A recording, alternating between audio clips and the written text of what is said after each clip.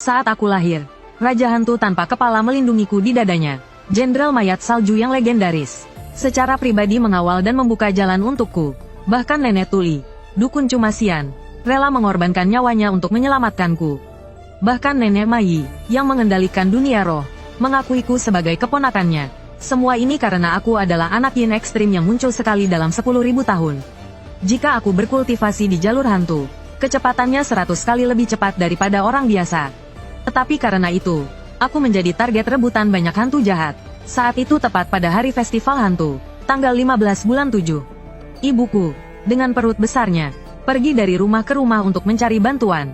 Tetapi karena festival hantu, mereka semua menolak ibuku di depan pintu. Hingga ia mengetuk pintu rumah kakek Chen. Saat itu, ia melihat ibuku dengan perut besar, dan berdiri tanpa alas kaki di atas salju.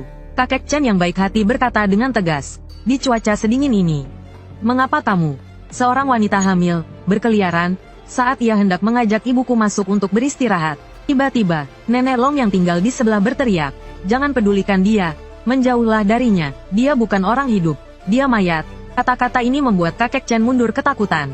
Tetapi ibuku langsung meraih pergelangan tangannya, dengan tatapan tajam, dan meraung, "Tolong selamatkan bayiku." Sebelum ia selesai bicara, sebuah cambuk, tiba-tiba menghantam tubuh ibuku. Nenek Tuli dari sebelah masuk ke halaman dengan cambuk panjang di tangannya. Dan berkata dengan marah kepada ibuku, "Aku adalah murid Cumasian yang sah. Bagaimana aku bisa membiarkan iblis sepertimu bertindak sesukamu di sini?" Ibuku terjatuh karena cambukan itu, dan terus menggumam, "Bukankah aku sudah mati? Anakku masih hidup." Nenek Long menghela nafas. "Energi hidupmu sudah hilang. Hanya karena tekadmu sebagai seorang ibu. Janin di perutmu ini mungkin sudah." Mendengar ini, ibuku merobek pakaian di perutnya, dan berteriak, "Dia masih hidup." Nenek Long terkejut dan langsung mengerti, bahwa ini adalah jebakan yang sengaja dibuat seseorang. Ini adalah transfer janin terkutuk. Binatang apa, yang menggunakan sihir jahat seperti ini untuk menyakiti orang? Melihat ini, nenek itu sepertinya teringat sesuatu. Celaka, nyawa janin di perut mayat perempuan ini dalam bahaya. Nenek Long segera meramal dengan jarinya. Tidak baik, jika janin di dalam perut mati, tekad mayat perempuan itu akan hilang. Saat itu, dua nyawa akan hilang. Dia akan berubah menjadi hantu ibu dan anak yang bergentayangan, dan mencari nyawa dengan gunting, menjadikan wanita hamil di sekitarnya sebagai penggantinya. Dan malam ini adalah tahun Yin, bulan Yin, dan hari Yin. Jika anak itu lahir saat ini, itu akan menjadi ibu Yin mati. Anak Yin lahir. 100 hantu tertawa. Manusia menangis. Anak Yin terlahir dengan kemampuan spiritual. Begitu ia memasuki jalur hantu, kecepatan kultivasinya 100 kali lebih cepat daripada orang biasa.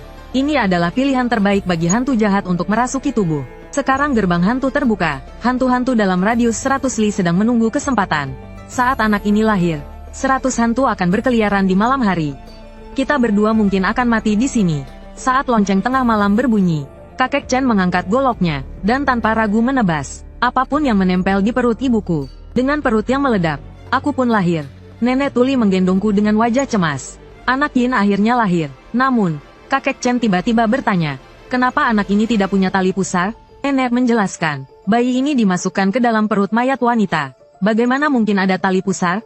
Sihir jahat pemindahan janin adalah mengeluarkan bayi yang baru terbentuk dari tubuhnya, lalu dicampur dengan darah 5 racun, dan dimasukkan ke dalam tubuh wanita yang lahir di tahun, bulan, dan jam Yin.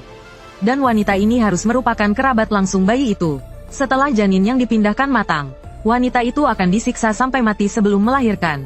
Pada saat itu, dua nyawa akan melayang. Dua jiwa penuh amarah akan kehilangan kesadaran, dan hanya akan mematuhi perintah orang yang melakukan sihir. Sihir sejahat ini hanya dilakukan oleh seseorang yang memiliki dendam kesumat. Musuh tidak hanya mencelakai anak itu, tetapi orang tua kandungnya juga akan menderita kutukan. Setelah selesai bicara, nenek mendekati dan menghibur ibuku. "Nak, kau telah menderita. Jangan khawatir, aku akan membesarkan anak ini." Mendengar itu, ibuku langsung berlutut, lalu memegang sepotong batu giok. "Ini adalah pusaka keluarga anak ini. Tolong, berikan padanya saat ia dewasa. Kebaikan kalian berdua akan kubalas di kehidupan selanjutnya." Begitu selesai bicara, ibuku memuntahkan darah dan meninggal. Saat ibuku jatuh, harum, tiba-tiba terdengar suara jeritan hantu di sekitar. Kakek Chen, harum sekali." Mendengar suara itu, Nenek Tuli terkejut, dan segera menarik kakek Chen. Ia berteriak, "Jangan jawab. Itu panggilan hantu. Gerbang hantu sudah terbuka. Darah 5 racun membuat makhluk-makhluk kotor ini bersemangat. Bawa anak itu masuk ke dalam rumah. Jangan pedulikan aku. Detik berikutnya, nenek membuat gerakan tangan sihir dan membaca mantra. Langit cerah. Bumi suci. Prajurit bergerak atas perintah. Eksekusi perintah. Murid Ma Qingfeng memanggil Dewa Tanah Changba merasuki. Dia ingin kau membawanya ke atap dan bersembunyi. Apapun yang terjadi di luar, jangan bicara. Jangan bergerak. Jika aku dan ibumu kenapa-napa, bawa istri dan anakmu ke kuil Bodhi di puncak Gunung Timur untuk berlindung. Ingat kata-kata ibumu. Setelah itu, ia membalut tangannya dan pergi ke sisi nenek. Penampilan nenek telah berubah drastis. Matanya bersinar hijau dan pupilnya memancarkan aura pembunuh yang aneh. Orang tua, kenapa kau kembali? Anda, Changba, adalah dewa tanah yang dipuja oleh nenek Ma. Aku tetangga lamanya. Kita, manusia dan siluman, harus menjaga hubungan baik. Changba tersenyum. Hehe, aku hanya seekor ular. Jangan terlalu memujiku. Jika yang datang terlalu kuat, aku akan kabur duluan. Detik berikutnya, nenek menyiramkan arak abu dupa ke tanah. Tak lama kemudian, jejak kaki memenuhi halaman luar. Jejak kaki itu merambat masuk ke halaman. Abu dupa menandakan ada makhluk kotor datang. Begitu kata-kata itu terucap, 2 boneka kertas melayang mendekat. Jika dilihat lebih dekat, ada kulit hantu menempel di wajah boneka kertas tersebut. Melihat itu, nenek mengeluarkan cambuk pengusir hantu dan mengayunkannya ke depan. Terdengar suara lecutan yang tajam. Boneka kertas di depannya langsung lenyap. Hanya karena kebetulan memakan kain kafan orang mati, mereka berani datang ke sini untuk ikut campur. Saat nenek lengah, sesosok zombie berwajah mengerikan muncul di belakangnya. Terlambat untuk menghindar. Di saat genting, kakek Chen datang tepat waktu dan membelah hantu itu menjadi 2 dengan 1 tebasan. Golokku ini telah membunuh ratusan tentara Jepang. Aura pembunuhnya dapat dengan mudah mencabik hantu lemah. Saat itu, terjadi fenomena aneh. Nenek mendongak dan berteriak, celaka. Tengah malam tiba. Gerhana bulan. Pertanda buruk. Bulan purnama di langit berubah menjadi bulan sabit berwarna merah darah. Hantu-hantu di sekitar menjadi semakin ganas karena pengaruhnya. Detik berikutnya, Chang Baye, yang merasuki nenek, menampakkan wujud aslinya. Ia bertanya dengan marah, siapa sebenarnya anak ini, hingga bisa menyebabkan pertanda buruk seperti ini? Pertanda seburuk ini di luar kemampuanku. Aku, Baye, tidak akan ikut campur lagi. Sebelum ia sempat pergi, sesosok raksasa muncul di belakangnya. Ular hijau kecil. Mau kemana kau? Saat Baye menoleh, ternyata yang datang adalah King Yun, sang jenderal hantu tanpa kepala yang legendaris. King Yun, kenapa kau di sini? Rupanya, dia adalah roh penjaga yang disembah oleh nenek. Jenderal hantu King Yun, dia merasakan nenek dalam bahaya, maka ia datang untuk membantu. Begitu kata-kata itu terucap, suara terompet bergema di halaman yang sunyi. Sebuah tandu merah muncul dari dalam kabut. Hantu-hantu di sekitar berlutut memberi jalan. Terlihat 6 hantu wanita berbaju merah, membawa tandu itu melayang mendekat. Di dalam tandu duduk sesosok hantu tua berambut putih. Nenek terkejut. Nenek Mai, bukankah kau hampir mencapai keabadian? Mengapa kau merusak kebajikanmu dengan mengincar anak yin jahat ini? Suara berat dan serak terdengar dari dalam tandu. Jangan takut, nenek hanya ingin melihat-lihat saja. Tapi jika kalian tidak bisa menahan anak-anak nakal di luar ini, nenek juga tidak keberatan untuk ikut menikmati. Saat tandu hantu itu mendekat, aura hantu yang kuat membuat punggung kakek Chen merinding. Siapa dewa ini lagi? Nenek mengerutkan kening. Dia lebih merepotkan daripada semua hantu ganas ini digabungkan. Saat itu, istri Sanwa berteriak, "Ibu, gawat, ada makhluk kotor masuk rumah. Aku akan menghalanginya." Setelah berkata demikian, jenderal hantu tanpa kepala bergegas pergi. Seekor hantu gantung diri mencoba masuk ke dalam rumah melalui jendela. Untunglah ada stempel nenek tuli yang melindungi rumah. Kalau tidak, dia pasti sudah masuk dan mengamuk. Sang jenderal hantu mengulurkan cakar hantunya, melompat ke udara, dan membelah hantu gantung diri itu di bagian pinggang. Meskipun ada perlindungan stempel, masih ada yang lolos. Seekor hantu berlidah panjang muncul di hadapanku. Ia bermaksud menyeretku dengan lidahnya, tetapi malah aku yang memegang lidahnya. Saat aku penasaran dan memainkannya, aku membuka mulutku lebar-lebar dan menggigit lidahnya yang panjang dengan taringku. Hantu ganas itu kesakitan dan melarikan diri dengan panik. Saat ini, berbagai macam hantu dan setan di luar rumah mulai bermunculan. Semua hantu itu mendekat dan membentuk lingkaran. Jika lingkaran abu dupa terakhir terkikis oleh energi yin dan kehilangan efeknya, hantu-hantu jahat ini tidak akan bisa ditahan lagi. Wajah nenek itu pucat pasi. Kemudian dia berteriak, "Sanwa, cepat bawa istri dan anakmu lari. Ibu akan menahan mereka untukmu." Saat itu, sesosok bayangan melintas. Hantu tanpa kepala muncul di depan kedua orang tua itu sambil menggendongku. Kenapa kau membawa bayi itu keluar? Kakek Chen bertanya, tapi nenek segera menyadari ada sesuatu yang tidak beres. Dia dikendalikan oleh anak Yinsa. Gerombolan hantu di luar rumah langsung menunjukkan wujud aslinya yang ganas setelah melihatku. Mereka mengaum dan menyerangku. Aku dengan cepat masuk ke dalam perut mayat perempuan itu. Mayat perempuan itu langsung berdiri tegak. Tawa aneh keluar dari tenggorokannya. Kemudian, dia menerjang gerombolan hantu. Jeritan dan suara gigitan menggema di langit. Nenek tuli itu menatap kosong ke arah kejadian itu. Bayi ini baru lahir saja sudah sehebat ini. Nanti dia akan menjadi seperti apa? Kakek Ba yang bersembunyi di kejauhan menghela nafas. Sejahat apapun dia, itu hanya sementara. Nanti, setelah energi jahat menghilang, dia akan menjadi seperti bayi biasa. Tidak ada bedanya. Tidak lama kemudian, seperti yang dikatakan kakek Ba, semburan energi jahat membumbung tinggi ke langit. Warna merah di mataku perlahan memudar. Mayat perempuan yang baru saja mengejar dan menggigit hantu-hantu itu tiba-tiba roboh. Melihat situasi ini, hantu-hantu ganas yang bersembunyi di samping kembali mengerumuni. Kakek Chen berteriak, "Jangan sentuh bayi itu!" Sambil berkata, dia hendak maju. Tapi nenek di sampingnya menghentikannya. "Kalian orang biasa hanya akan mati sia-sia jika pergi ke sana." Nenek mengeluarkan sepotong tulang yang dipenuhi energi yin. Dengan wajah serius, dia berkata, "Aku akan menelan tulang yin sie milenium ini." Dan langsung berubah menjadi raja hantu untuk menghentikan mereka. "Kalian bawa anak itu dan pergi." Mendengar itu, hantu tanpa kepala membujuk nenek dengan susah payah. "Jangan lakukan itu, jiwamu akan tercerai-berai." Kakek Chen menatap nenek dengan terkejut. Pada saat itu, tiba-tiba terdengar ledakan dari gunung bersalju di kejauhan. Kemudian, tanah mulai bergetar. Udara dingin keluar dari tanah. Dalam sekejap mata, semua hantu jahat di sekitar berubah menjadi patung es. Seluruh tubuh ular kakek Ba yang berada di samping membeku, dan menggulung menjadi satu. Wajah kakek hantu semut menjadi pucat pasi karena terkejut. "Apa ini?" Sebelum dia selesai bicara, sesosok tubuh kekar menyeret rantai besi mendekat. Setelah dilihat lebih dekat, ternyata itu adalah Dewa Gunung, Jenderal Suehu. Saat kakek hantu jubah linen melihat Jenderal Suehu muncul, dia langsung berubah menjadi energi hantu dan melarikan diri.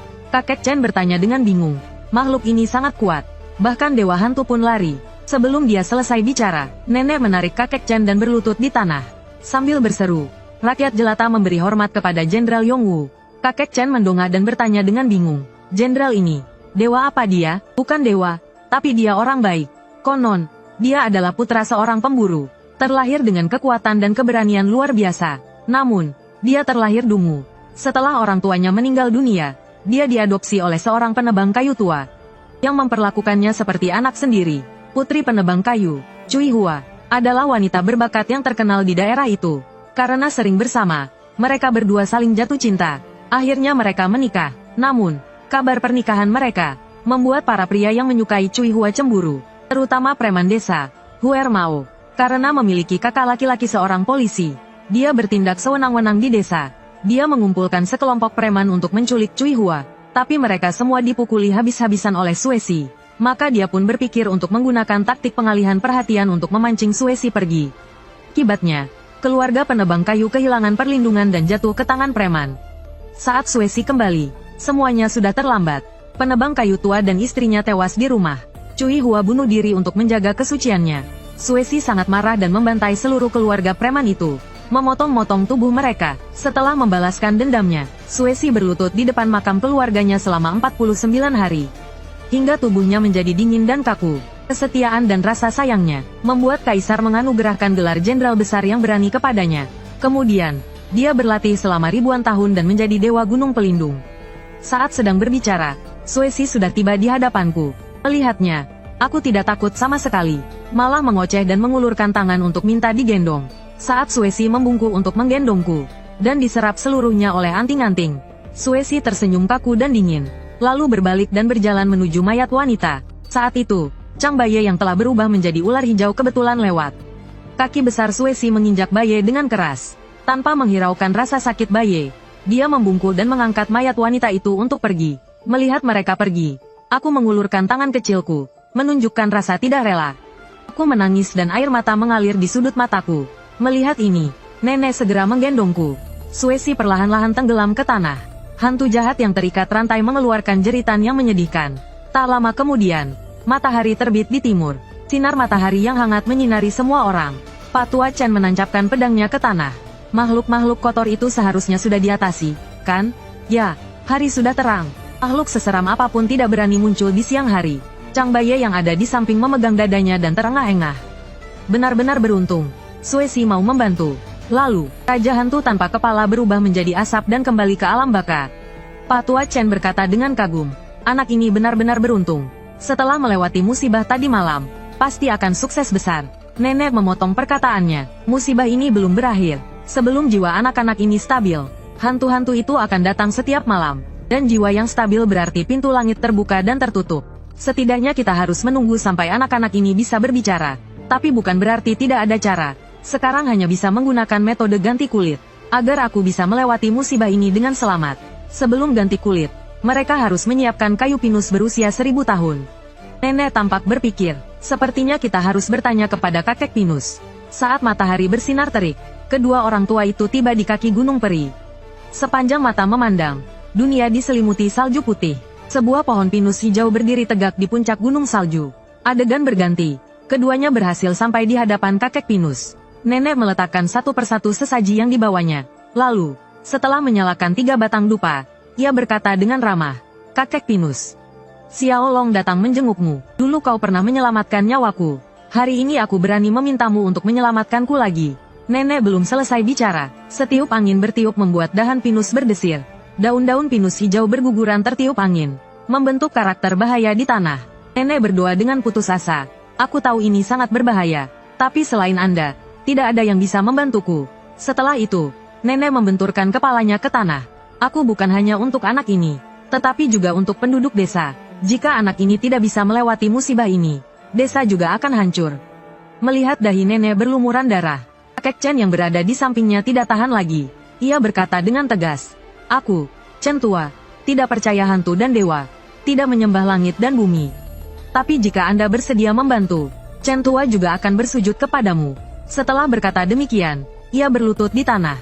Dong, ia membenturkan kepalanya ke tanah. Kedua orang tua itu tetap berlutut. Saat itu, angin bertiup lagi. Sebuah dahan pinus jatuh di atas kepala kakek Chen.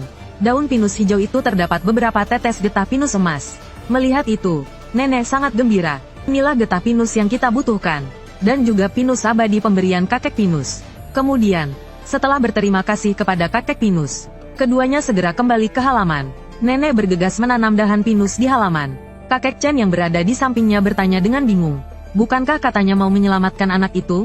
Kenapa kamu masih mengurus ini?" Begitu suaranya jatuh, bibit kecil itu langsung tumbuh tinggi menjulang. Menjadi pohon raksasa. Kakek Chen terkejut hingga tercengang. Nenek memandangi pohon pinus dengan wajah gembira. Dengan pinus abadi ini, makhluk-makhluk kotor itu tidak akan berani masuk. Larut malam. Setelah nenek selesai menyiapkan formasi sihir, ritual ganti kulit resmi dimulai. Yang disebut ganti kulit, adalah menggunakan kulit makhluk spiritual berusia lebih dari 1000 tahun, untuk menyegel semua kemampuan spiritual seseorang, memutuskan sepenuhnya jalan kultivasinya. Sambil berbicara, nenek menuangkan getah pinus abadi ke tubuhku. Setelah selesai melakukan ini, nenek menghela nafas. Dia telah berkultivasi seumur hidupnya, tapi kulit makhluk spiritual 1000 tahun benar-benar tidak ada. Sekarang hanya bisa menggunakan kulit makhluk spiritual lain sebagai gantinya. Mendengar itu, kakek Ba bertanya, "Apa kulit dari siluman 1000 tahun bisa digunakan?" Nenek itu menoleh dan menatap kakek Ba dengan terkejut. Seolah teringat sesuatu, kedua orang tua itu kemudian menunjukkan senyum mengejek. Melihat itu, kakek Ba berteriak dengan marah. "Apa maksud ekspresi kalian itu? Meskipun aku sedikit kurang, tapi leluhurku dulu kaya raya. Ular 100 tahun berubah menjadi Jiao. Jiao 1000 tahun berubah menjadi naga. Di atas 4 naga, masih ada Yinglong dan Jiaolong. Leluhur keluargaku sangat kuat. Mendapatkan kulit naga yang terlepas itu mudah saja. Puno ng pasasalamat sa kanya."